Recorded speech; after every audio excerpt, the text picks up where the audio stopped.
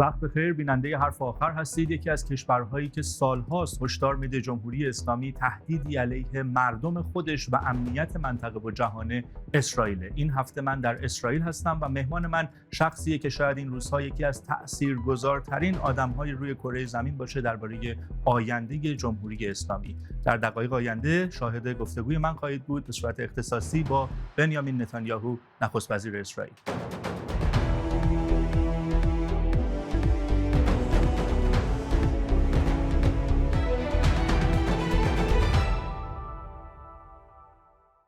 Mr. Prime Minister, thank you for accepting my interview request. This is the first time you are talking to Iranian people directly since the beginning of a movement we call Women, Life, Freedom Revolution. How do you see today's Iran in terms of its people, this new generation of Iranians coming out in the streets and want this regime gone? Well, I think now, as a result of this incredibly courageous protest, by women, men, youngsters, children who are claiming their right to be free. The entire world recognizes that the Islamic Republic regime is the enemy of the Iranian people, the enemy certainly of Israel, but the enemy of free peoples everywhere. And I think this is a miraculous achievement. It shows the strength of the human spirit that refuses to bow down before this tyranny and this oppression. And I can only say that it arouses enormous admiration, my personal admiration, but I think the admiration of the entire world. How do you see the regime's response to this movement? We have been observing, unfortunately, killings, arresting people, torturing, cases of rapes in prison. Executions. Endless executions. Yeah. How do you see the regime's response to this movement? Well, I think the regime is terrified because they know that they've been the enemy of the Iranian people for so long. But now the entire world knows that. It's unmasked the true nature of this regime for all the world to see. They were trying to hide their true character. They had charm offensives. They had their diplomats talking about human rights, talking about Iran's unaggressive nature, its quest for peace. Now everybody understands. Not only do this regime, which is the greatest fomenter of terrorism in the world, with the IRGC, the greatest terrorist organization in the world, now the entire world understands this. And I think this is a great change. And it's to the credit of the brave people of Iran that they've unmasked this regime that has taken over a gifted, able, creative people, the people of Iran, heirs to a great civilization. And I believe the people who will make a great civilization again once they're released. But they've been overtaken by these thugs, this radical Islamist thugs who have now been unmasked. I think the most important thing is now that everybody knows what the people of Iran have known for a long time, that this regime doesn't care for the Iranian people. This regime, when sanctions were lifted, took billions and billions of dollars, but didn't contribute anything to the well-being of the people of Iran, but only to maintain their tyranny and to export their tyranny. This is a great change, and it is to the credit of Masakh Amini and to all the others who have gone to the streets, risked their lives, given their lives for the noble cause of freedom. Yeah, and they are the heroes of Iranian people, and I'm sure the whole world. Let's get to the main part of this interview, Prime Minister. Iranians are clearly calling on international community, specifically Western leaders, Europeans, not to negotiate with a regime that kills and tortures. Its own people. Its own people, exactly. I'm not talking about international concerns such as nuclear program, which we will get to this part in this interview. I'm talking about basic global shared values that there are enough reasons the world should not talk to this regime in terms of diplomacy or anything else. When you meet with them, with the Western leaders, world leaders, what do you tell them about this? Well, I tell them that there is a moral imperative, but also a security imperative. And I do touch upon the nuclear question because for such a regime to have nuclear weapons, when it's committed openly to the destruction not merely of my own country, but to the subjugation of the world. They chant death to Israel, death to America, death to everyone in between who doesn't share their values. Muslims who refuse to accept their tyrannical creed, they want to kill everyone. They do kill everyone. They threaten to kill leaders in the West. They threaten to kill and do kill journalists, dissenters, people who voice their free opinion. They want to, if they could, they will terrorize the entire world. They are the primary force of terror in the world. But imagine if they have the weapons of the greatest terror, the weapons of nuclear weapons with which they could hold the entire world hostage. So I say to Western leaders, to world leaders, I say, history will change if Iran will get nuclear weapons. And the imperative now is to free the Iranian people, both for their own sake, but also for our common security. We cannot let this radical Islamic terrorist regime that oppresses its people, terrorizes everyone else, to have the weapons of mass death. This will change history, and we have to stop it before it happens. Yeah, and what about those global values we've been actually observing in last 6 months in Iran, which is being oppressed by the Iranian regime? For example, you met with the French president a few weeks ago in Paris, and I'm sure you're going to have a trip to Europe again soon. What do you say to them about these values that they should respect, at least if they're not worried about something like nuclear weapon? Well, you know, we are free societies, and we value freedom above everything else. I think it's time to say to the Iranian regime, I would say, paraphrasing what our great prophet Moses said to the pharaohs of Egypt thousands of years ago. He said, "Let my people go."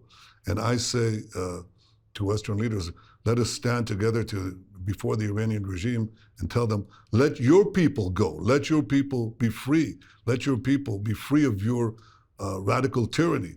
And I think that's what I hear from the streets too. Because I think the big change that we hear is protests that say, down with the radical Islamic regime. Down they want the whole tyranny. regime gone. They say it openly, and they're right. And this is something that I think is ultimately tied to the threat that we face. When such a tyranny gets weapons that could threaten the entire world, that is something that will threaten the entire world, threaten our freedom, threaten our values, threaten our security. So I think we're in, we have a common enemy. The people of Iran, the people of Israel, free peoples everywhere have a common enemy. And that common enemy is the Islamic regime that torments, subjugates, and murders its own people. You've been saying this for years. You are one of the few leaders that has noticed this issue probably since the beginning of Islamic Republic. But now actually we see the international mood has changed since last few months with what they've been observing from Iranian people and also Iranian outside Iran protesting in different cities. What is their response when you talk to them about this? I mean, the world leaders. It's changed.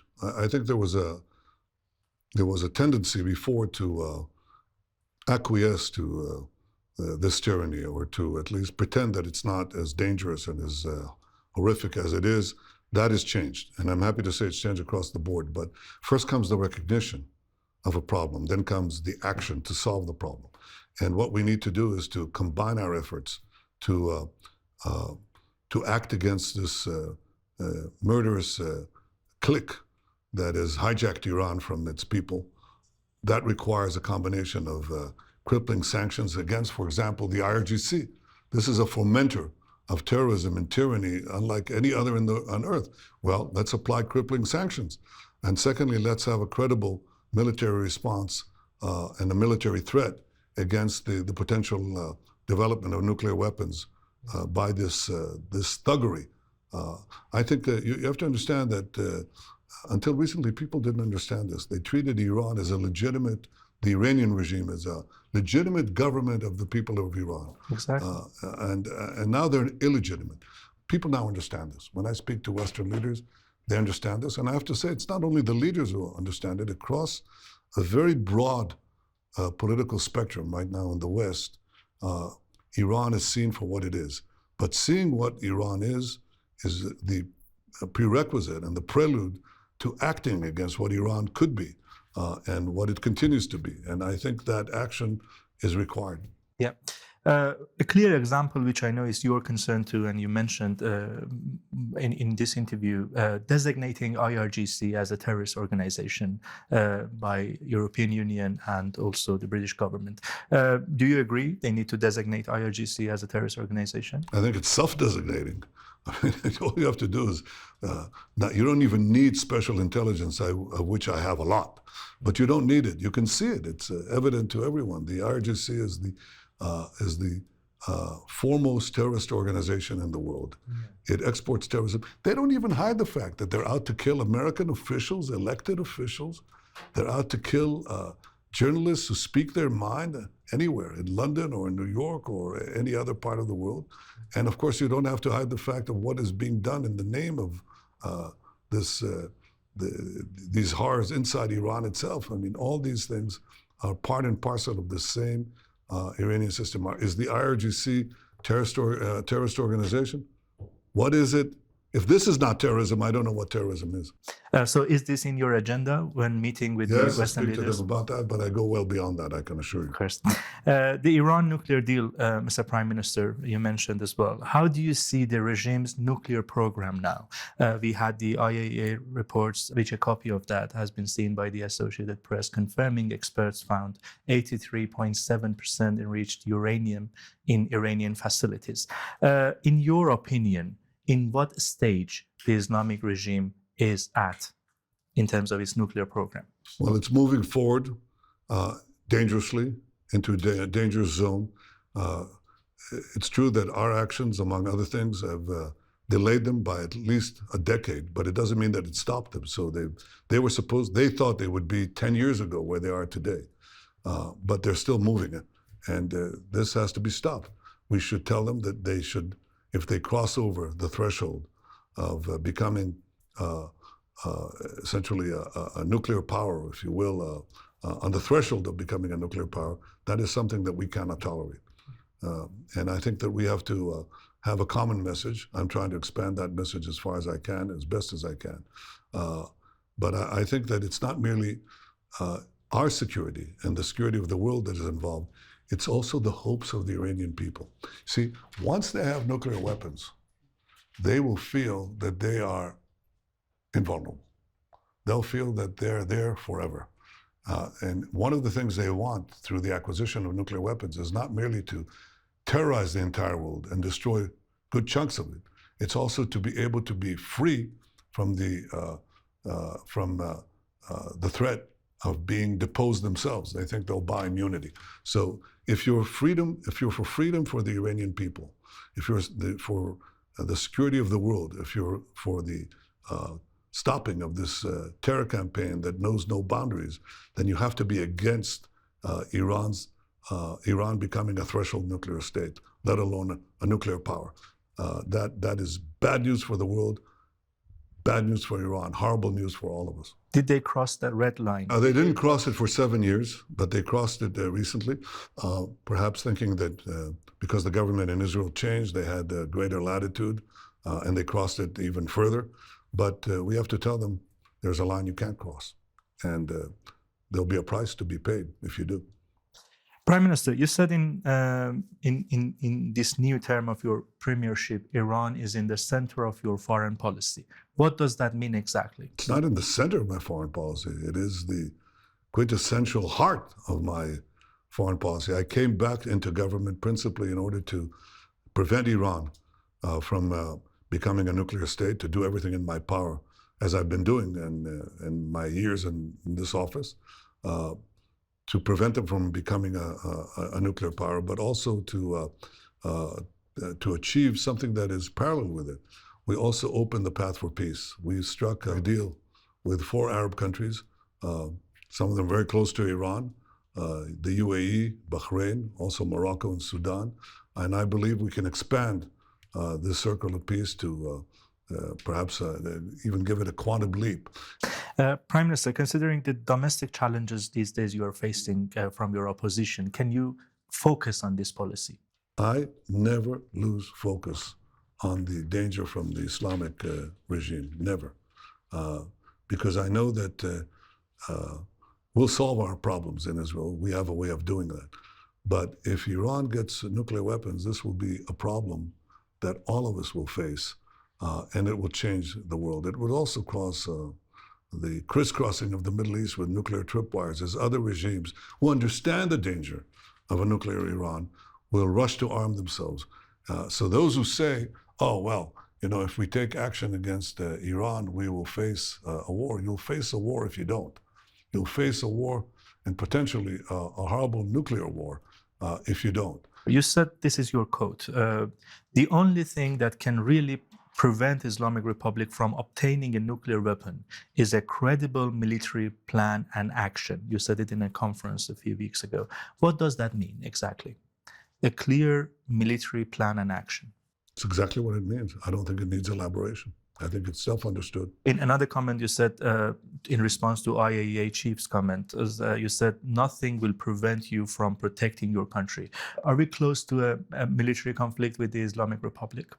Well, it depends on Iran, of course, but I think that on the regime in Tehran, when I say Iran, I never mean the people of Iran, because I draw a firm distinction between these dictators. But I think Mr. Grossi, who's otherwise a reputable man, I think he said something totally wrong and inappropriate. He said that attacking Iran's nuclear facilities is illegitimate. There's nothing more legitimate than preventing a regime that openly calls for your destruction from having the weapons to achieve that goal. I mean, that's absurd. It's preposterous. And I hope it doesn't reflect what he really thinks.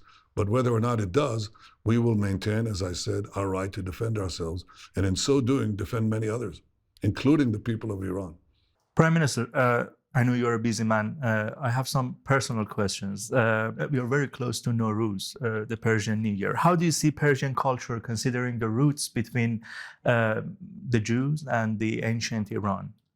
Well, I view this as part of a common history and shared values. Of course, we had a man that we never forget, and that is Cyrus the Great, who entered our Bible. When we speak of Cyrus, we speak of a great leader of a great civilization, and we remember him for enabling the rebuilding of our Holy Temple in Jerusalem, for the return of the exiles from Babylon. All this is firmly embedded in our historical memory and in our consciousness. And I think today we face the same choice. Do we face down the tyranny? Do we embrace the inherent friendship between the people of Iran and the people of Israel, between Iranian culture and Jewish culture? And I think in many ways that's the greatest choice that we face and the greatest challenge that we face. But I want to take this opportunity to wish a Nowruz Mubarak to the people of Iran, not to lose hope, not to lose faith. You've shown remarkable courage, both inside Iran and outside Iran, because I know that there are brave people out there, including the people behind Iran International. And Iran International has gone international, has become a force to spread the truth and to spread the hope of freedom. And I encourage you to continue that, both inside Iran and outside Iran. Do you have any Iranian friends? Yes, many. So you're familiar with Nowruz. Prime Minister, what is your favorite Persian dish? Saffron Speaking rice. of Nowruz. Saffron rice. I'm a glutton for saffron rice, and I try not to overindulge. You talked about Iran before the revolution. What do you remember? I know you were not that involved in Israeli politics at that time, but what do you personally remember from Iran and Israel relations between two nations, before the Islamic Revolution in 1979? Well, you'd be surprised to know that I was going to go to Iran shortly before the revolution. What year? This is, I think it was late 78, beginning of 79, I think. And I was going to go there on some business, actually. I was working in the private sector at the time. And what do you remember from that? What I remember that I decided not to go because I thought that things might unravel there. And unfortunately, they did. And I think they did because there was a lack of understanding in the West, and especially in the United States, but also in some of the European countries who didn't understand that by encouraging Khomeini, allowing Khomeini to return to Iran. They were not liberating Iran, they were enslaving Iran. And I think that right now we're in a stitch of historical time where people now understand that.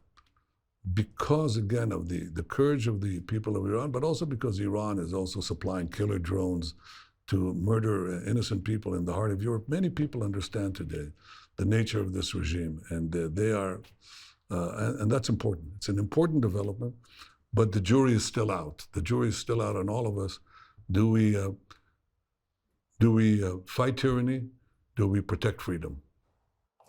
Yeah, that's what Shah was trying to warn the world, and at that time, no one actually listened to that.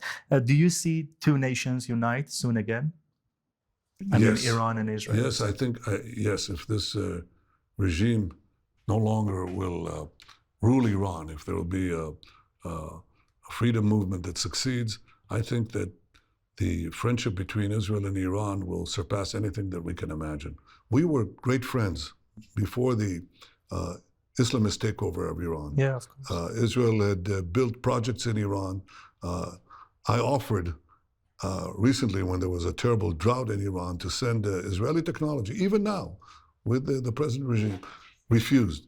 I offered to help in earthquakes, because we help, as we help now in Turkey and dozens of places around the world, refused. Because this regime doesn't care about the people of Iran. It cares about its own survival and its mad ideological plans to expand the revolution, to export the revolution, to dominate the world. The people of Iran are heirs to a great civilization, an incredible civilization. But today they have the power to become part of a great civilization because they have talented scientists, writers, artists, educators, business people. They have tremendous capacities, and I believe that once this regime, once they're freed from the murderous grip of this regime, you will see a flowering of Iran that is unbelievable. Now understand, I've been here as Prime Minister this is my 16th year, and maybe 25 years in government, and even more.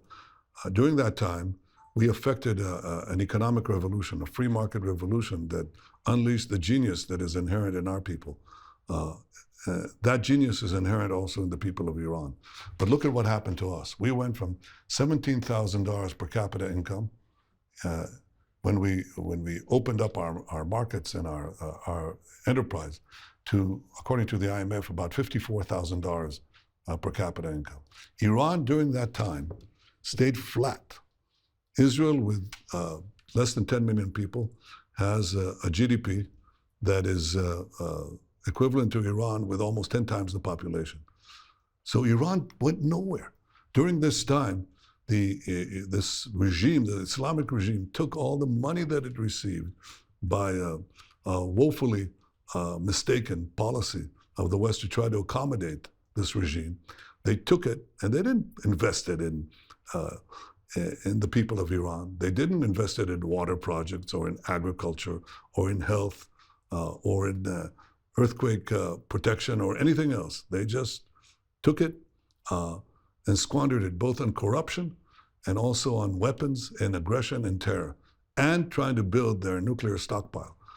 So the people of Iran have paid heavily for this.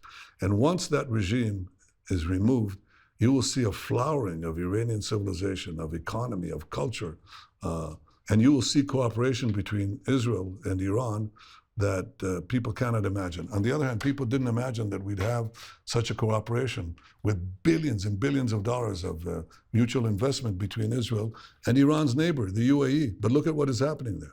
And I predict that the same thing, and even more, will happen between the people of Israel and the people of Iran. Prime Minister, I'm sure you've heard this quote many times. Regime officials in Iran say your country will not see the next 25 years. This is your camera. What is your message to them through this lens? Oh, we'll be here long after you're gone. And my last question, what is your message to the Iranian people watching you tonight? I'm sure millions of people are watching this interview, fighting for a free Iran and fighting for overthrowing this regime, asking you not to do it for them, but stand by them. We stand with you. I stand with you. But now most of the world stands with you. You should know that. Don't lose heart. Be strong. Prime Minister Netanyahu, thank you for your time. Thank you. Thank you.